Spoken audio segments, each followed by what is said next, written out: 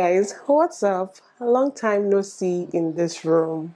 Long time no see in this room. So, anybody that has been watching my channel for a very long time, you will know that this room exists in my house, and it actually used to be my filming room.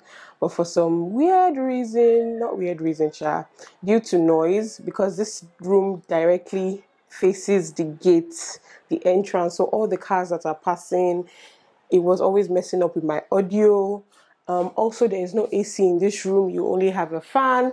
So when I'm filming, I can't turn on the fan because of noise. I had really audio issues. And it's not as if we couldn't get AC in this room. The way this room is positioned, like if they are to install the AC, it's like we're on the second floor. I don't know the kind of ladder that we get up here to this second floor that they'll be able to install the thing at the back of the AC. So it's very, it's one kind, sha. So because initially this was actually even supposed to be Tisha's room, but because no AC and because the noise outside, and if you don't know, we live in a 3-bedroom apartment, so we just turned this to like my filming room / store, because we don't have a store in this house. Anybody that knows where we were living before, we had a huge storage, like a walk-in storage type of place. But there was only a 2-bedroom in that house. But here there's no storage, so we kind of use this place as a storage. And for me filming, this wardrobe pretty much just like houses all our toiletries, wipes, tissue papers, sanitizer bottles, toilet cleaners, toothpaste, detergent. Has some of my husband's camera gear here. Has some of my husband's camera gear, some of my camera gear.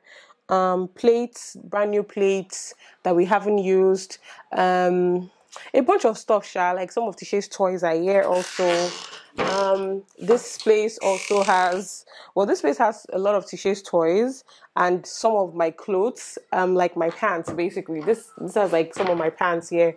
Our house is not so big like that. Like the sitting room is quite large, it's huge, but I feel like for the kind of family that we are, we need more space, and I'm just praying to God. I know one day we'll move into our own house, because I don't know, to go and rent another house in this Lagos that is like a 4-bedroom or something, or like a duplex, and we'll be paying that ridiculous amount.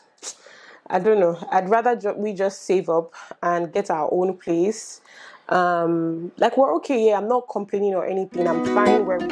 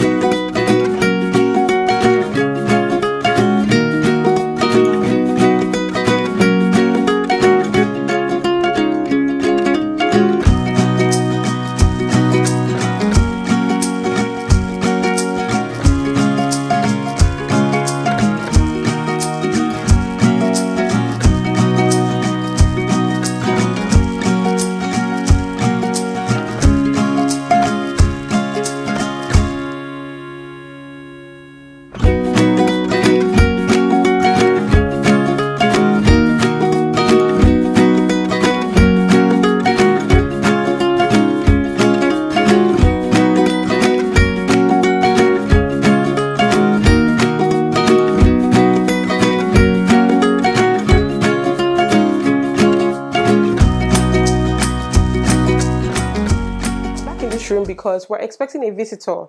Now, we barely get visitors in this house. The only people that come to visit are my sister, my husband's sister. My parents don't really, because they're just how many houses away. My mother-in-law used to come, but it wasn't even often. Like she'd just come because their church, the headquarters of their church is close to our house. So when they have like church programs or things like that, she'd come around. Yeah, those are the people that have slept overnight in our house since we've been married for 5 years now. We barely get visitors. So the point of this rant that I'm ranting about is because we are getting a male visitor today. Today. So we knew that we're having a guest come in, and we've been trying to like prep this room to look pretty much decent for our guest. We have a bed here. I'll show you guys in a minute, and pillows. So what I just want to do right now is I went to the supermarket, as you guys would have seen earlier. I got like some toiletries, and I just want to curate like a small gift thing, not gift share, like toiletries type of thing in here. I see people do it, and I think it's pretty cool, especially because it's a man that is coming. Like I said before, anytime my sister comes, or my mother-in-law, God rest her soul, or my sister-in-law, whenever they come, they just stay with Tisha in her room, like that's family things, right? But then we're having a male guest, so it kind of seems different, right? So that's why I just want to curate this small gift box that's just gonna have like toiletries. I don't know what he has or what he's bringing with him, but I know that they would like come in handful. So let's just do that together.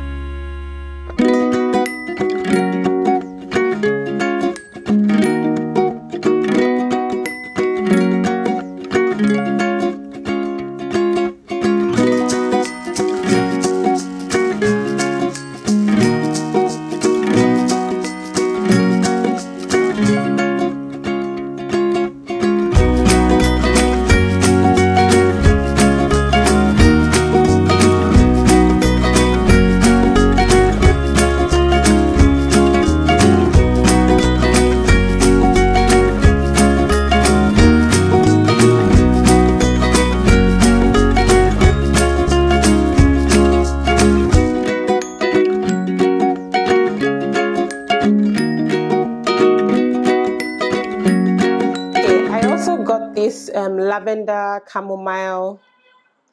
chamomile fresh and up. It says it lasts up to 8 weeks. The issue now is I don't know how it works. Like, am I supposed to, if you've used this thing before, please let me know. Leave it in the comment section down below. It smells really great, but then I'm like, is this how you just leave it for the duration of the time and like the water keeps soaking up, or are you supposed to remove this thing? I don't know what that thing is. I don't know what it is, but fresh and up, but it smells divine. I'm just going to leave it somewhere here, up here. What up? How y'all doing? How's your weekend going? How's everyone doing? Kilon pop, kilon shele. How's your life? How's your family? I feel like it's when I'm getting ready to go out, I always remember to turn on my camera and pretty much get ready with you guys. I think that's my new favorite thing to do, just because I'm maximizing time. I'm not sitting down and just talking to you guys. I'm actually doing something as I'm doing that, and it's also somewhat therapeutic for me, if you ask me, and I've come to love it and embrace everything that has to do with getting ready and chatting with you guys. So, how y'all doing? Sometimes I feel like my hair would probably last longer if I don't spray it. It's the same thing with Tisha's hair.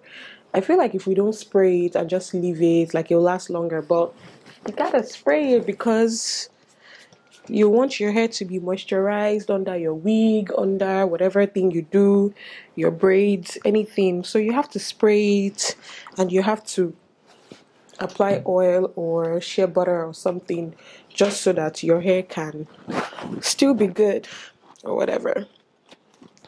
Anyways, I turned on my camera because I wanted to talk about something real quick. It's a conversation my husband and I have been having throughout the weekend, basically, and I just wanted to know what your take was on it. Pretty much because we have a TV in our room. When everyone goes to bed and it's just the both of us, we just watch a bunch of YouTube videos before we fall asleep together. And I don't know, we've just been getting a lot of relocation suggestion videos. I don't know, maybe God is telling us something. I don't know. Anyways, they're fun to watch.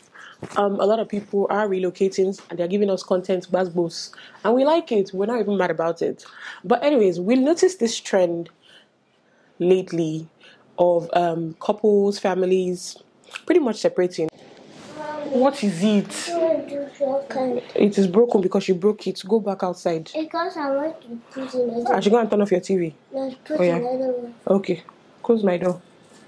Close my door. Pretty much husband and wife relocate to the UK, to Canada, and they leave their kids behind in Nigeria for their mom or their family to take care of, with the hopes that they just want to quickly settle down first and then come back to pick them up. This talk is not what you think that it is. I'm just here to commend all of those parents. That's what I'm here to do. I'm not bashing anybody, because why would I bash anybody's hustle? I feel for them. Like, I feel for the situation that our country has put us in, that is actually allowing moms to leave their children back home just so they can work for those children to come and meet them eventually. And I honestly, from the bottom of my heart, I'm a mom, so I understand how it must have been a difficult decision to make. Like, I can imagine the woman, like when I'm watching all those videos, I'm imagining the mom, the woman, the lady, like being all emotional, leaving her children behind and saying, in the next, 3-4 months. I mean, I'm not even talking about grown-up children, like, 8, 9. I'm talking about toddlers, leaving your toddlers behind. I'm just here to commend everybody that is doing that, because I understand. Don't let me say I understand, because I'm not in that position right now. But man, I can imagine how stressful that decision would have been. We watched one where the husband had to go back to Nigeria and pick up the kids, and this lady was shaking at the airport, waiting for her husband and the kids. Like, that was the sweetest video ever. I don't know if you guys have seen. I can't remember the name of their channel. I don't know if you guys have seen that video, but it was the sweet. Like, I was literally shedding tears. Like it was so emotional for me. The children were so tiny. Like, there's no mother in this world that is a very easy decision for them to make. I am yet to see a mother that just wakes up one morning and says, you know what, I'm going to do this. Like, I don't care about my kids. It's a tough decision to make. But then when you think of the pros of it in the long run, if I go with the children, I won't be able to quickly also to get a job. If I go with the children, I won't be able to quickly get a place. If I go to things like that. So it's like, let me quickly go. Let me first go with my husband. Let's do jamo, do it also together, and then be able to. Then when we are kind of settled, then we send for the kids, especially when you have family members that you trust. And I'm so happy for those that have reconciled or reconnected. Those that are still praying, maybe like things have not settled yet, and you're saying you're going to bring your children over soon. I really pray that works for you, because children need their parents. Children need to be with their parents. And I know it wasn't an easy decision for you to make, but God is just going to strengthen you and continue to give you the wisdom that you need. Please don't leave God. You need God through this journey. It's very important. Praying for your children, making sure they don't fall into the wrong hands, making sure they don't get influenced negatively, making sure that somebody is not abusing them in one way or the other. God, wow, it's a lot. Personally, though, I know you couldn't ask for my personal take. Personally, it's not something I can do. I'm sorry, I can't. Maybe it's because of the family I was raised in. Yeah, my dad traveled a lot, but my mom was always around. My mom is always around. So I never grew up in that setting where my mom was not there. So I don't know. I can't imagine it. So, my husband we're having a conversation, and my husband was like, is this something you think you can do? I'm like, bruh, do you know me or do you not know me? And we start laughing. I'm like, maybe it's because it's only one child that I have. That's why I'm thinking if I'm to relocate, I have to go with my daughter, even if my husband doesn't go with me at first, or even if, my husband goes first or whatever, me and my child, we have to be together. I was saying maybe it's because it's only one child. Maybe when we have two children, maybe I would think differently. My husband was like, at you two children though, at you one child though, nah. But I really commend those that are doing it, because I know it's not the easiest of things to do. And everybody's realities and everybody's circumstances are quite different. So I don't think anybody should be lambasting anybody for their choices. It's their choices. The only thing is that I just pray that the people you're leaving your kids with are people that can take good care of them, and don't don't harm them in any way possible. That's my only prayer in all of this, that the people you're leaving your kids with don't harm them. When I was in college, when I was in the university, I had classmates that were, or even friends that I made that are Nigerians, but they grew up in the US, and they tell you that their parents made huge sacrifices for them, even the ones that are not Nigerians, even the ones that are like from Ghana, even because I went to a PWI, predominantly white institution, where there were people from different races, tribes, and everything. And then I also went to a HBCU, Historical Black College and University, Howard, HU. So I experienced both like a white school and a black school. Like, so when I interact with like my colleagues, then they tell you that, I remember there was this guy from, I think he was from Senegal, and he'll tell you, he talked about how his dad was a medical doctor back in Senegal, and then he had to relocate, with the family, and pretty much had to start medicine all over again. You hear people say, oh, my dad was an engineer in Nigeria and or in whatever country, in Pakistan or something, and now he's a cab driver. But then the way they talk about their parents, they appreciate them. They're like, I'm so thankful. Yes, Tisha. Okay, I'm coming. Pastor Grandpa, okay, I'm coming. So they're so appreciative and thankful of the sacrifices that their parents made for them. And I know that people are making such sacrifices for their children right now, that they would be happy about, or that their children will be so thankful to them about in the long run. So, yeah. That's what I'm here to do. Appreciate all the parents out there grinding, doing whatever you can do, because we know all these things you're doing. It's not even for your selfish interest, it's for your children. So I'm just really appreciative of parents that are grinding and doing the best that they can do for their children. God will continue to give you wisdom, knowledge, and understanding to overcome this situation, and this too shall pass, and you will look back and laugh and be happy that you made the right decision with God. Yeah, that's what I'm here to say. Thank you guys for watching this vlog. I don't even remember the content that will be in this vlog, but thank you guys so much for watching. Like, share, subscribe to my channel, and I'll see you guys in the next